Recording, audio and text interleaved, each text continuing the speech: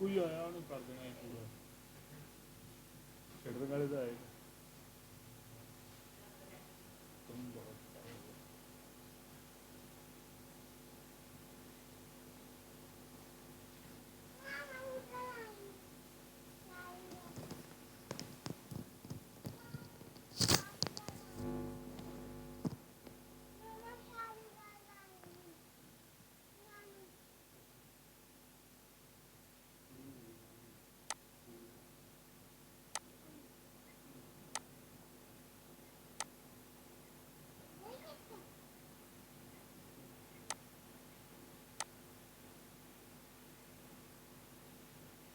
हम लोग जो स्टैंडर्ड स्टेट एंथैल्पी है उसको ऐड कर देते हैं, ठीक है। तो then we get the temperature dependent enthalpy, ठीक है।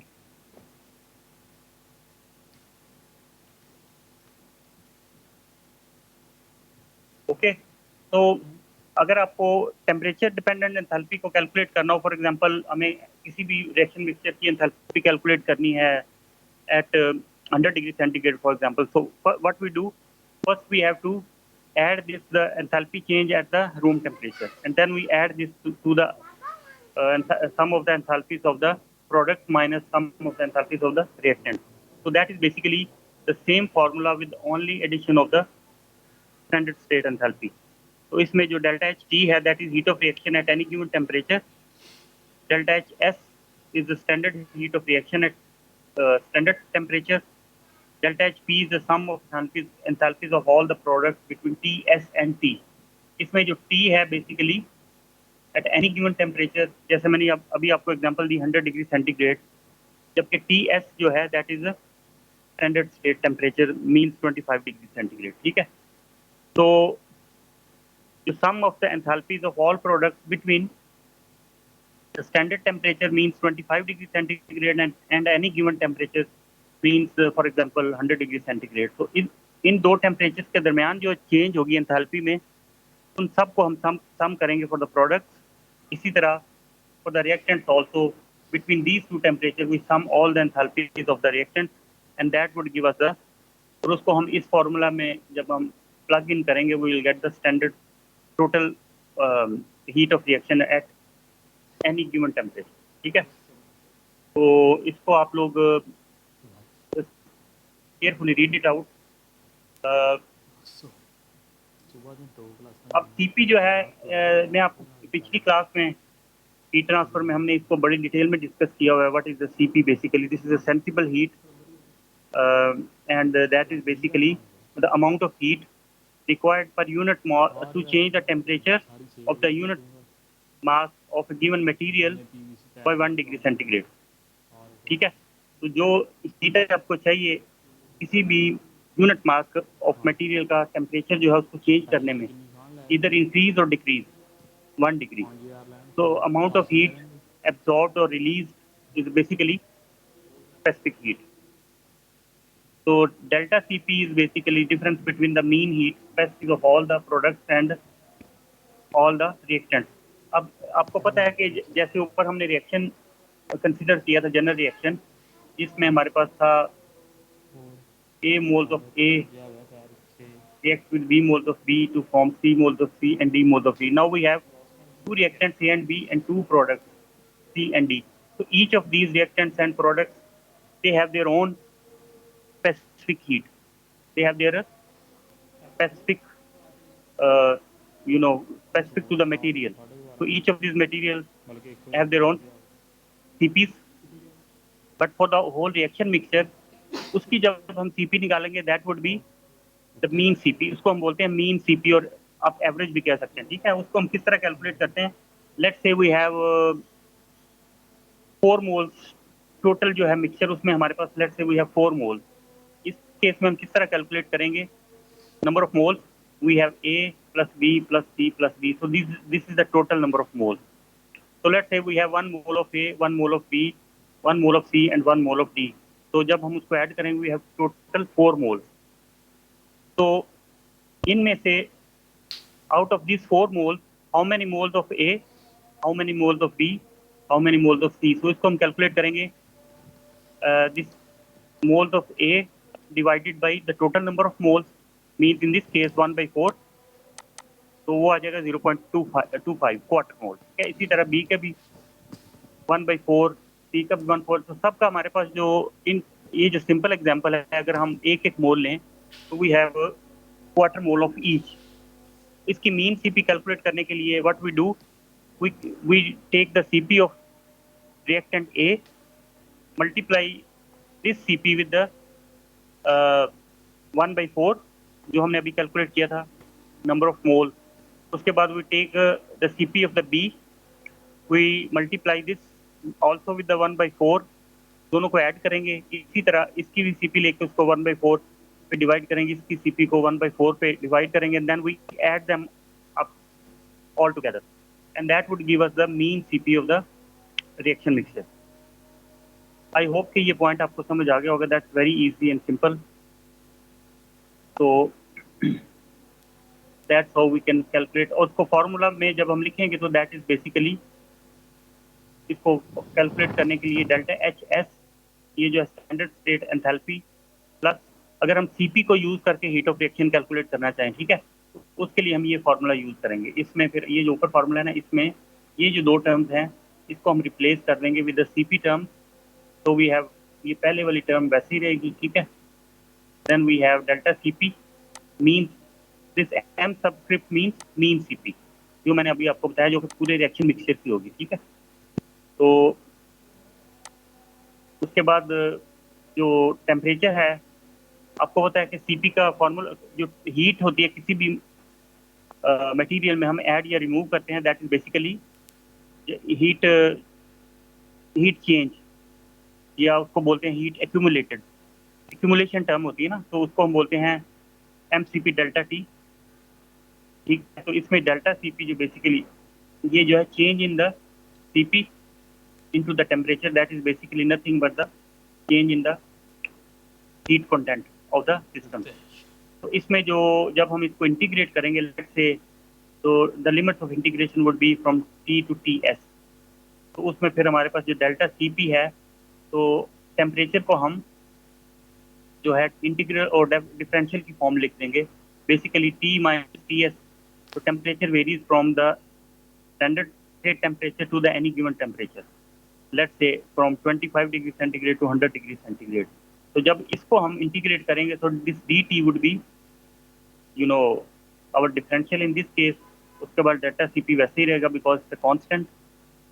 तो difference between mean heat capacity of all the products and all the reactants, तो इसमें जो डेल्टा CP है, that is basically the difference between mean heat capacities of all the products and the reactants.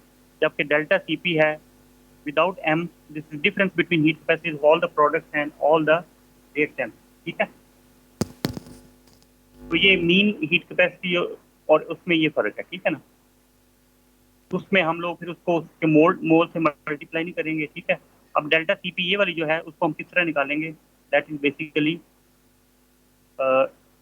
C multiplied by CP of the number of moles of the C plus number of moles of D and the CP of D के बाद minus number of moles of A multiplied by CP of A minus number of moles of B multiplied by the CP of the B, ठीक है। अब ये जो mean CP है basically, मुझे थोड़ा सा इसमें कंफ्यूजन है, I am not sure, but let me check. तो मैं आपको फिर नेक्स्ट क्लास में इसको थोड़ा एलेबोरेट तरीके से बताऊंगा, ठीक है। तो अभी ये जो है ना, आप इसको जनरल सिंपल तरीके से इस फॉर्मूला को याद रखना कि what is basically CP and how we can calculate CP of a mixture. तो उसके लिए हम ये फॉर्मूला यूज करते हैं, ठीक है। अब इसकी मैं एग्जांपल भी आपको दूंगा, maybe not as a assignment but just kind of home task. तो ये मैं आपको मे बी आपके CR को सेंड कर दूँ, तो आपने फिर इस फॉर्मूला को यूज करते हुए कैलकुलेट करनी होगी delta CP of the reaction mixture. So now next is entropy change of a reaction. So how we can calculate the entropy change? So basically entropy is nothing but temperature multiplied by change in entropy. So that is the amount of heat, the change in heat which is कह सकते हैं unusable heat और waste heat, ठीक है। उसको calculate करने के लिए हम, ये बेसिकली फार्मूला है, इसको अगर क्यू को या डी क्यू को इसी साइड पे रहने दें और टी को हम इस तरफ ले आए, that would become T T S या टी डेल्टा एस, ठीक है ना। जो यहाँ पे हमने फॉर्मूला देखा था एंट्रोपी का, that is basically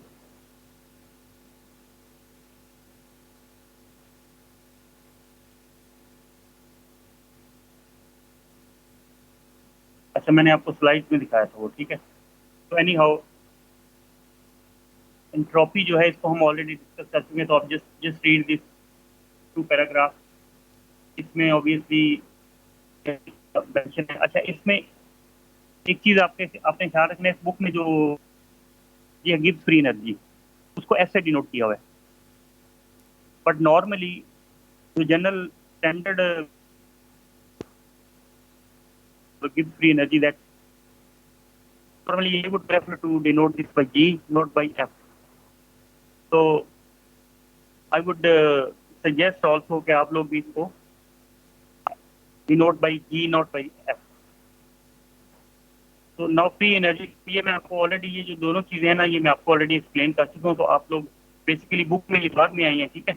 entropy and Gibbs free energy and how they related is equal to H minus T F, और ये मैंने आपको आपको अगर याद हो, मैंने स्लाइड में आपको बताया था, ठीक है।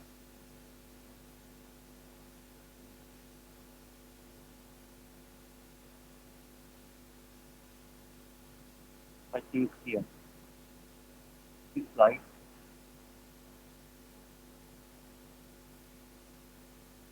तो if you recall this relation, ठीक है, आपको ये मैंने पिछली क्लास में ये जो रिलेशन बताया था, what is the relation between the free energy and enthalpy and entropy, how they are related to each other. तो बेसिकली अगर आप ये एक फार्मूला याद कर लें या ये वाली डेफिनेशन याद कर लें of enthalpy, then other things would become very easy for you.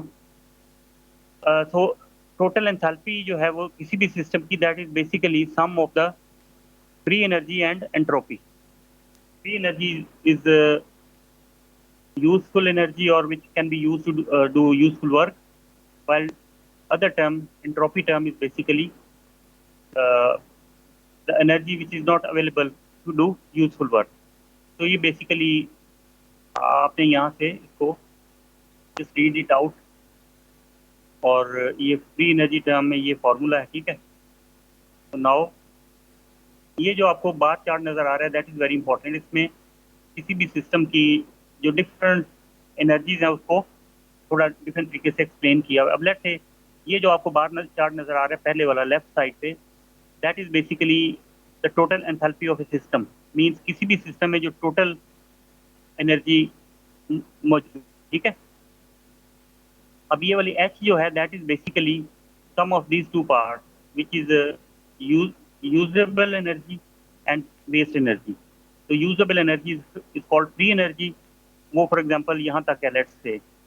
बाकी ये जो वाइट में आपको नजर आ रहा है, ये शेडेड रीजन है, that is the G, while the white box या white region of this bar is basically entropy, ठीक है ना।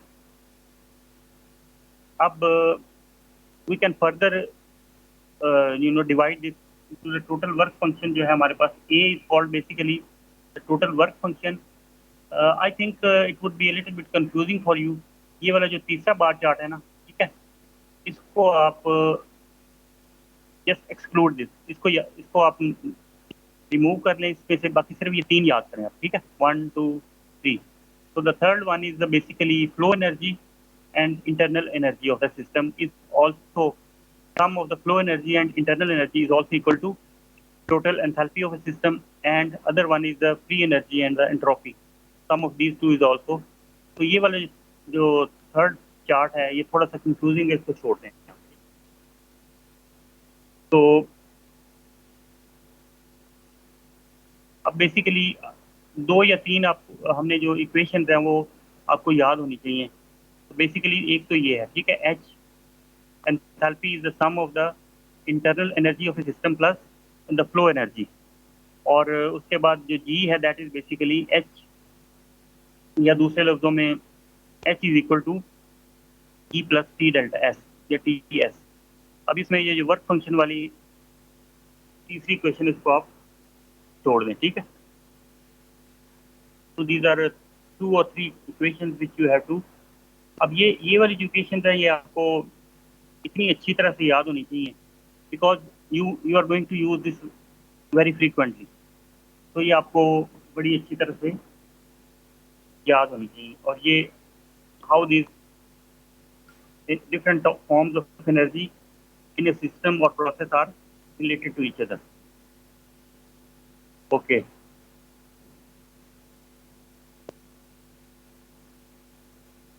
So now let me check. Uh, तो ये जो पहला चैप्टर है इसको हम मेरे ख्याल में 1 या 2 इसके सेक्शंस और करेंगे, उसके बाद हम इसको we are going to end this chapter. क्योंकि मैंने आपको पहले बताया कि you are going to study all these things in detail in thermodynamics or reaction engineering, because you are taking these courses separately. So then we don't have to go into much detail, but just we want to get some introduction of these topics. So chemical equilibrium basically क्या होता है? So chemical equilibrium basically achieved when, for example, ये ऊपर हमारा reaction था, general reaction A plus B make C plus D, ये वाला general reaction, ठीक है। अब इसमें let's say A moles of A reacts with B moles of B and they form C moles of C plus D moles of D. So this is basically theoretical value, या इसको हम बोलते हैं स्टिक्योमेट्रिक amount, ठीक है। स्टिक्योमेट्रिक amount या stoichiometric amount, जिस तरह आप प्रोनाउंस करें। तो let's say 1 mole of A reacts with 1 mole of B and they make 1 mole of C and 1 mole of D. So 1 mole of each.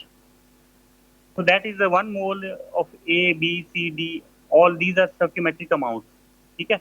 लेकिन एक्चुअल में क्या होता है? एक्चुअल रिएक्शन को आप प्रोसीड करते हैं तो you are not going to get 1 mole of C and 1 mole of D. Maybe you are going to get half mole of C and 0.6 moles of D. और उसके बाद क्या होगा? रिएक्शन जो है will not move further. उसके बाद further जो है A और B जो है वो आपस में रिएक्ट नहीं करेंगे, ठीक है। तो उसकी क्या रीजन है? Basically these are the maximum concentration और maximum conversion which can be achieved. तो each reaction is basically limited by certain amount of quantities. तो इसको हम बोलते हैं इक्विलिब्रियम कन्वर्जन या इक्विलिब्रियम कंसंट्रेशन। उससे ज्यादा हम किसी रिएक्शन में अचीव नहीं कर सकते, although theoretically it is still possible, ठीक है ना। तो actually what happens when we reach maximum conversion या maximum concentration, उसके बाद क्या होता है कि रिएक्शन जो है the rate of forward reaction become equal to the rate of reverse reaction. तो उसके बाद जो A and B जो है आपस में रिएक्ट करके जो C and D फॉर्म कर रहे हैं, at what rate C and D again react back to form A and B. तो उससे क्या होगा? A and B भी रिएक्ट कर रहे हैं to form C and D, and C and D also start reacting to form A and B. तो reaction जो है वो रिवर्स डायरेक्शन में भी प्रोसीड होगा। इसकी वजह से हम जो है उससे फर्दर जो है the amount of the concentrations of the reactants and the products, the number of moles of the C and D cannot be achieved. तो इसलिए हम इसको बोलते हैं the equilibrium concentration या equilibrium conversion basically is the maximum concentration या maximum conversion which can be achieved in a chemical reaction at equilibrium. So equilibrium की basically definition is very simple. Is the simple terms that you can say that when the rate of the forward reaction becomes equal to the rate of the reverse reaction. So 2 important things that a chemical engineer wishes to know about the chemical reaction: can it go, how long will it take. अब ये वाली जो है ये भी मैं आपको already एक एग्जांपल के साथ एक्सप्लेन कर चुका हूँ, ये वाली, ठीक है। ये जो पहले वाला क्वेश्चन है can it go means whether the certain reaction is thermodynamically possible, इसकी मैंने आपको एग्जांपल दी थी, if you want to travel from Lahore to Islamabad by 2 different ways. So thermodynamics tells us the initial and final state of a process or reaction. For example, if you have uh, if thermodynamic data tells you that certain reaction in a certain reaction you cannot achieve the conversion of your products, conversion of your reactants more than 10%. For example, only let's say again I would come back to this reaction, general reaction जो है, let's say हमारे पास जो general reaction है A plus B makes C plus D. So we have this general reaction. So let's say we have 1 mole of A, 1 mole of B. Ideally, we want all the 1 mole of A should react with the 1 mole of B, and we should have 0 moles of A and B in the end. ठीक है? ये what is main objective? This is what we want. अगर इस case में क्या होगा? We left with the 0 moles of A and 0 moles of B at the end of the reaction. That means now we have 100% conversion. ठीक है? But actual में क्या होता है? Actual let your you get only half of the moles of A and half of the moles of B are converted to your product. So you know thermodynamics data tells you at how many moles of A and B can be converted into C and D. So let's say if thermodynamic data tells you that only out of 1 mole of A and 1 mole of B, only 0.1 mole of A and 0.1 mole of B would react, and remaining 0.9 mole of each would not react. So that means we would have only 10% conversion, or that reaction would not be feasible thermodynamically because we have very low conversion. So जैसे मैंने आपको already बताया कि economically ये reaction जो है आपको profit नहीं दे सकता because you have very low conversion until and unless your product is very expensive. ठीक है ना? तो आपकी प्रोडक्ट इतनी एक्सपेंसिव हो कि even 10% would give you profit, but normally ऐसा नहीं होता. ठीक है? तो you should have your conversion at least 50, 60, 70%. ठीक है? Obviously 100% is not possible also. This is theoretical. So that is basically the first question. हम लोग इसको ऑलरेडी डिस्कस कर चुके हैं कि can it go about when you are given a task for design some process, being a chemical engineer. So first question you would be asked, whether this reaction is possible or not, whether this certain reaction would proceed to form desired products or not. If your thermodynamic data tells you, give you favorable answer, then you would go for the next question. That is how long it will take to complete. So जैसे मैंने आपको already example दी है कि if we have wood and oxygen, if we just ignite the wood in the atmospheric oxygen, so we can. So this reaction is very fast. So that means the rate of reaction is in seconds or fraction of a second. So that reaction is very fast. But अगर हमारे पास ये जो wood है that is lying outside, although we have oxygen also present in the air and we have wood also, but it will not spontaneously burn. Or to decompose this wood, it require millions of years. जैसे आपको पता है कि fossil fuels बनते हैं ना जो, तो ऑर्गेनिक मैटर जो है दैट डिकेज और decompose, but this reaction is so slow it will take millions of years.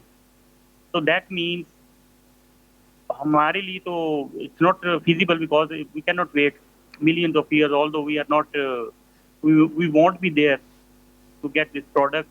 ठीक है? तो इसलिए the both informations are very important and crucial for any process or reaction. Thermodynamic also, which is the first question, correspond to the first question, and the second is the kinetics. ठीक है? At what speed your reaction would proceed. तो ये चीज़ मैं already explain कर चुका हूँ. तो इसमें आप इसको दोबारा से थोड़ा इसको ज़रा अच्छी तरह पढ़ लें. It's very simple, very easy. तो free energy is a criteria for equilibrium. अब how we would know from the thermodynamic data that a certain process is reached equilibrium. तो उसके लिए there is a certain criteria for the free energy, ठीक है। तो इससे पहले कि मैं आपको ये चीज़ थोड़ी एक्सप्लेन करूँ, the general criteria for the free energy is that आपकी प्रोडक्ट्स की फ्री एनर्जी जितनी कम होगी उतना ही आपका जो प्रोडक्ट्स हैं वो स्टेबल होंगी, ठीक है। फॉर एग्जांपल जो if your delta G is minus, delta ji minus का मतलब है कि your free energy of the product is less than the free energy of the reactants, because when we take this delta G is basically the free energy of the product minus free energy of the reactants minus free energy of the product, ठीक है ना। तो अगर हमारे पास जो है sorry I just said opposite, the free energy of the product minus free energy of the reactants. तो अगर रिएक्टेंट्स की फ्री एनर्जी ज़्यादा होगी और प्रोडक्ट की फ्री एनर्जी कम होगी, then your product would be stable. तो in principle delta G should be minus, और जितना ज़्यादा उसका मैग्नीट्यूड होगा उतना ही थर्मोडायनामिकली जो आपकी प्रोडक्ट स्टेबल होगी, एंड थर्मोडायनामिकली दैट प्रोसेस और that reaction would be favourable, ठीक है। अगर लेट्स से ये जो आपका thermodynamic data of a certain reaction would give you positive delta G, then you immediately know that this reaction is not feasible, and that minus delta G is equal to the work term. So that is, जैसे मैंने बताया था ना, only delta G is basically is the energy which is used to do the useful work. So basically जब हम reaction को proceed करवा रहे होते हैं, that is also form of work, ठीक है। तो अगर हम आपके पास being a chemical engineer एक process आपको दिया जाता है डिज़ाइन के लिए, ठीक है। तो first thing you will do, for example मैंने आपको ऑलरेडी एग्जांपल दी है, you want to make aspirin, ठीक है। एस्पिरिन को बनाने के लिए let's say you have three from the literature you find that there are three processes are available. So what you will do, which process you should take and design. तो उसके लिए आपको सबसे पहले you have to look at the thermodynamic data of each process, ठीक है। तो इन तीनों प्रोसेस में से जिस प्रोसेस में आपकी ये डेल्टा जी है वो सबसे कम आएगी माइनस का magnitude, obviously thermodynamically that process would be suitable for you, ठीक है। For this process you can get maximum conversion as compare to other. उसके बाद next thing is to look for the kinetic data, ठीक है। Means कि whether although your delta G is minus is very low, or your product is thermodynamically stable or favorable, whether this is kinetically feasible also, ठीक है। और basically अभी चूंकि online classes में आपको नहीं करवा सकता हूँ, but after mid term when you would come on campus, then I would just let you you know we will discuss about this, the relation between the free energy and the kinetics, because chemical reaction, there are certain chemical reaction which are जिसमें आपका thermodynamics जो है that is basically dominant force जो कि आपकी product को drive कर रही होती है, ठीक है। और दूसरे कुछ रिएक्शन होते हैं जिसमें kinetics are controlling your reaction, उसको हम डिस्कस करेंगे, how to differentiate this two types of processes or reactions, ठीक है।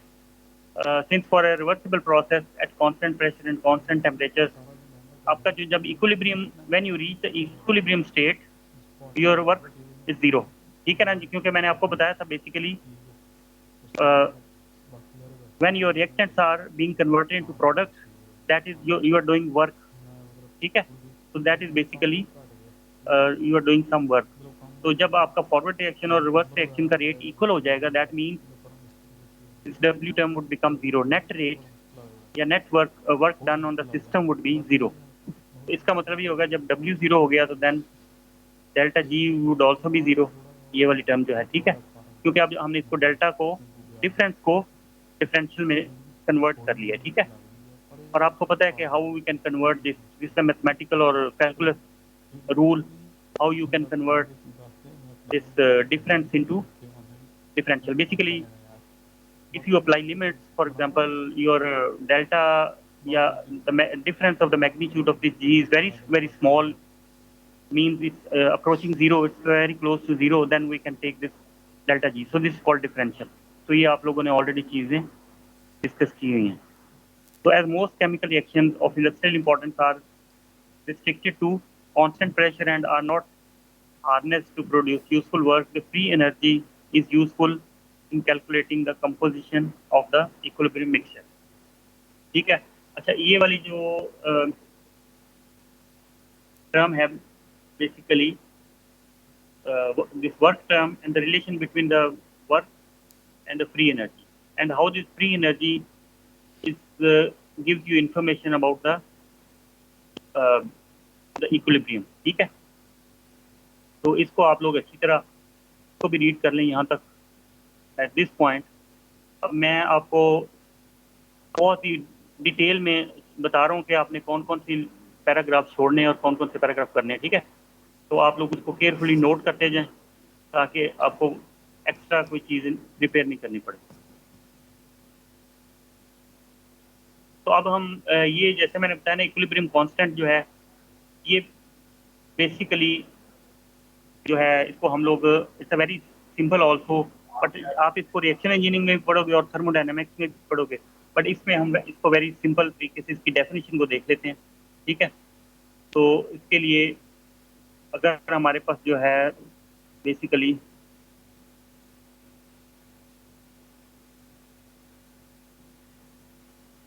तो जो इक्विलिब्रियम कांस्टेंट है, फॉर एग्जांपल अगर हमारे पास कोई जनरल रिएक्शन ये वाला हो, A moles of A plus B moles of B, और आपने जब इक्विलिब्रियम रिएक्शन होगा उसके लिए रिवर्सिबल साइन यूज कर रहे हैं. ठीक है. इसका मतलब यह है कि at the equilibrium because the reaction is being proceeded in both the direction, forward and reverse, इसलिए ये एरो साइन हम दो तरह से यूज करेंगे.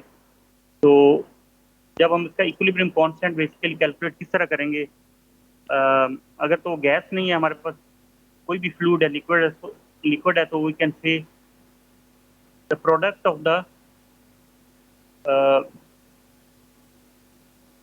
concentration of the product of the concentration of the product. इसका मतलब ये है कि we multiply the concentration of the these two products. ठीक है. C and D, और उसके जो number of moles हैं that would appear as a power. ठीक है ना, इसके ऊपर आ जाएंगे. तो इन दोनों को हम मल्टीप्लाई करेंगे, C की कंसंट्रेशन एंड D की कंसंट्रेशन, उसको हम मल्टीप्लाई करेंगे and with the power, with the stoichiometric coefficient as a power, appearing as a power, and divided by the concentration of the product of the concentration of the reactant, this one and this one, with the stoichiometric coefficients appearing as a power. So that is basically, this ratio gives you the constant parameter called equilibrium constant. ठीक है. And the magnitude of this equilibrium constant would tell you how far a reaction could proceed in forward or reverse direction. ठीक है. तो अगर हमारे पास K की value high हो तो what does this tells us, इससे हमें क्या इन्फॉर्मेशन मिलेगी? कोई आप में से बता सकता है? अगर हमारे पास इक्विलिब्रियम कांस्टेंट K है, उसकी वैल्यू हाई है versus we have a low value, इन दोनों में क्या डिफरेंस है? What is the information provided?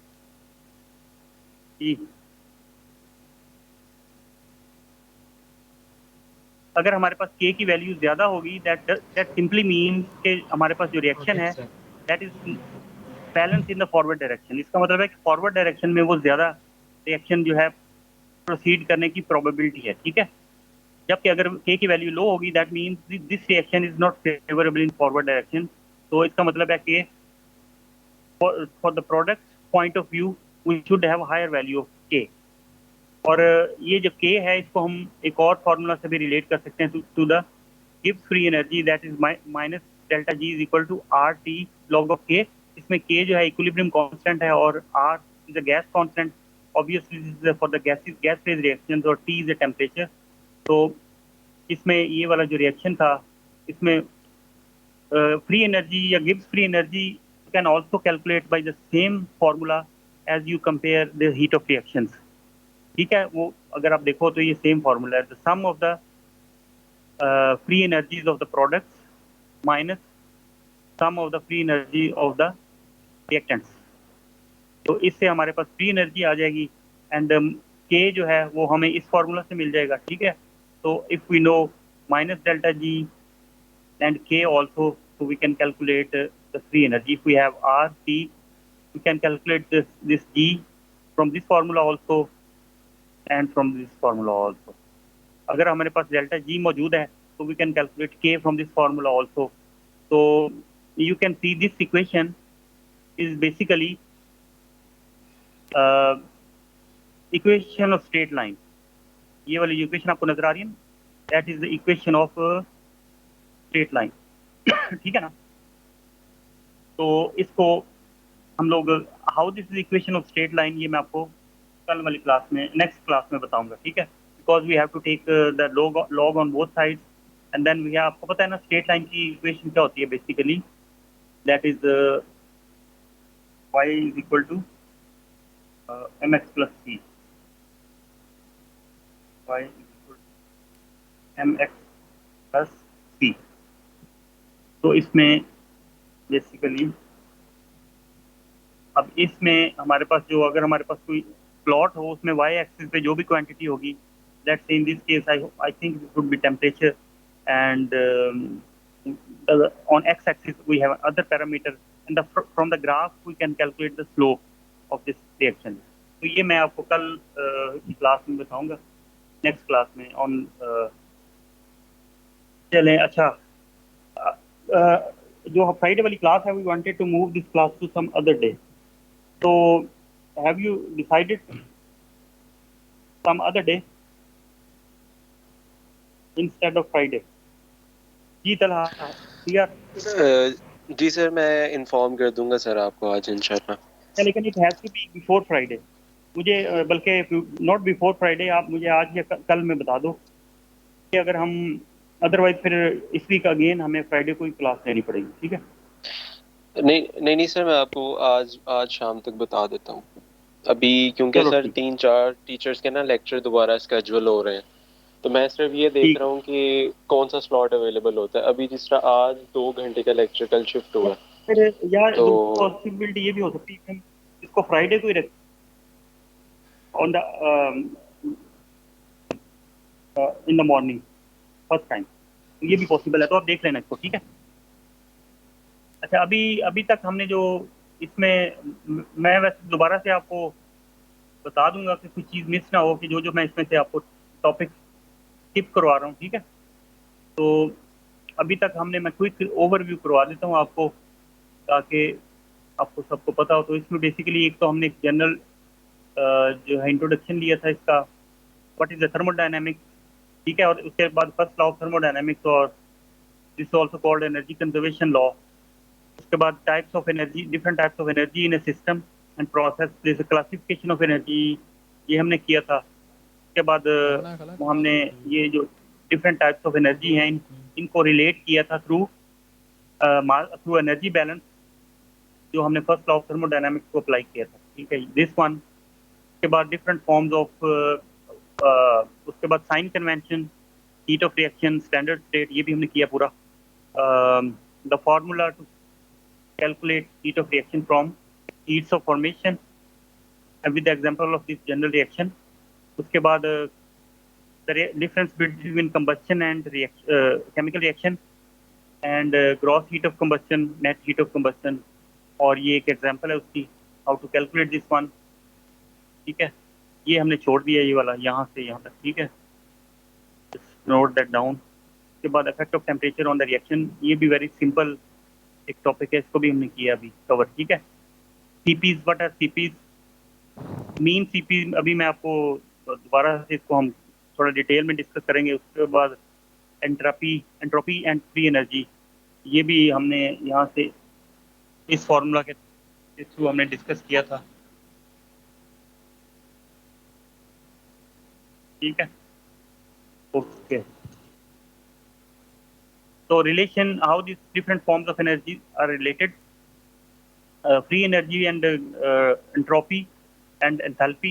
एक तो इनका रिलेशन आपस में एक है, enthalpy and internal energy and flow energy, इसका आपस में कैसा रिलेशन है, इसकी इक्वेशन, ग्राफिकल रिप्रेजेंटेशन, ये इसको हम स्कीमेटिक भी बोल सकते हैं।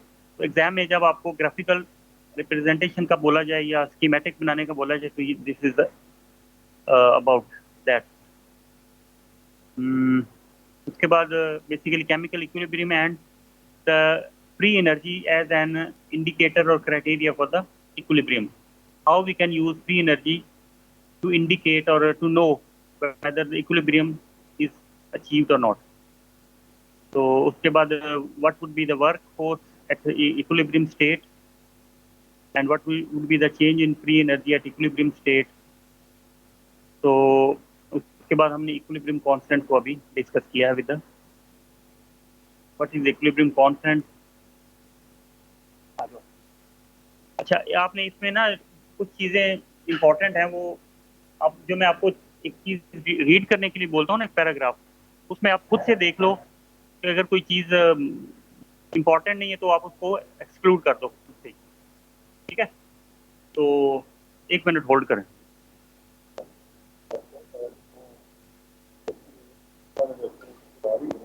हाँ हाँ, बेटा, अच्छा, अपना डेटा किन भेजा नहीं नहीं है, तुझे कितों लिया स्टूडेंट सर्विस जमा करवाया उसके ऑफिस तो लेता हूँ। अच्छा,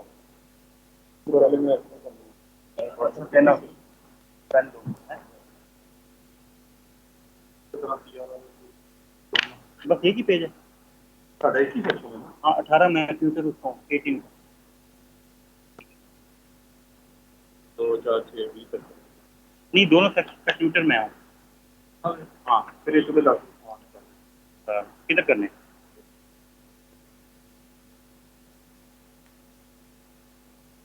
date done.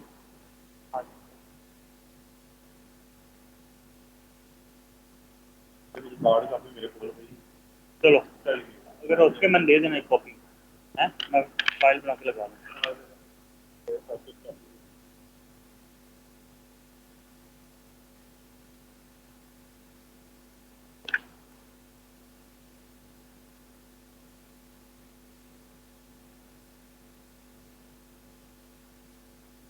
Okay Raj, thank you.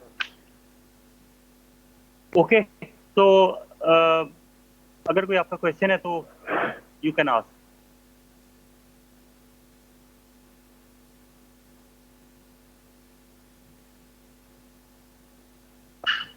Attendance पूरी क्लास की 50 से बढ़ नहीं रही, लेकिन टोटल क्लास वैसे 70 प्लस है।